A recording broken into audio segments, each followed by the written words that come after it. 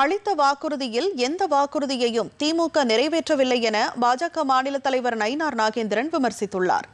தமிழகம் தலைநிமிர தமிழனின் பயணம் என்ற தலைப்பில் மேற்கொண்டு வரும் பயணத்தின் ஒரு பகுதியாக நாமக்கல்லில் நடைபெற்ற பொதுக்கூட்டத்தில் அவர் கலந்து கொண்டு உரையாற்றினார். அப்போது கடந்த 5 ஆண்டுகளில் திமுக ஆட்சியில் மொத்தம் 7500 படுகொலைகள் நடந்திருப்பதாக குற்றம் சாட்டினார்.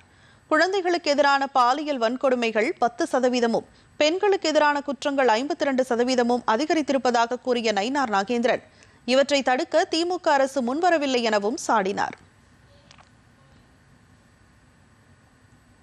ஸ்டாலின் ஆட்சியை அழிக்க வேண்டும் என்பதற்காக இனி ஒருமுறை ஆட்சிக்கு வந்தால் தமிழகம் சுடுகாடாக மாறிவிடும்.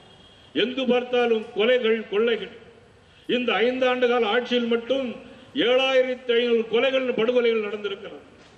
குழந்தைகளுக்கு எதிரான பாலியல் குற்றங்கள் 10% கூடியிருக்கிறது.